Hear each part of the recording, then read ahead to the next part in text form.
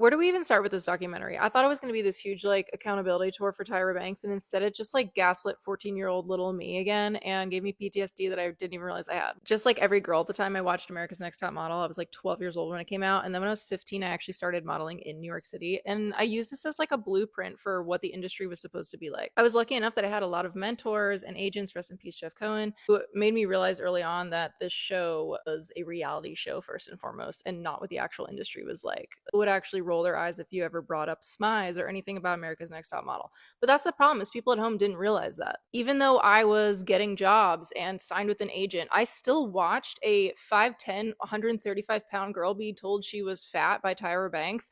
And the way that they treated these girls was enough to make anybody feel fat. And it's just so heartbreaking to know that so many of these girls who changed their entire lives and moved and wanted a better life, like just got thrown to the wolves. Meanwhile, like nowadays, if you're on a reality show that's not even for modeling, like Love Island, you're going to get like a contract regardless of whether you finish the show or not. And not to mention all of the bad stuff that happened that's just so unexcusable. And the fact that Tyra just still has not given any accountability for it is wild. And don't even get me started on the Tyra Banks show. She was constantly promoting body positivity, and at the same time she was promoting diet products. I remember this one year she was selling like cellulite patches and cream, and I spent all of my Christmas money I had saved up to go buy it. It was like $60 because Tyra Banks told me that cellulite is bad. I met Nigel and Miss J one year. It was my first year modeling in New York City Fashion Week, and they were so unbelievably nice and sincere. And I know that the times were different and whatever, and it doesn't excuse a lot of the stuff that happened, but at least some of the people on this show were like, hey, yeah, this wasn't right. Meanwhile, you have Tyra going like, I'm not done yet. You have no idea what I have planned for cycle 25.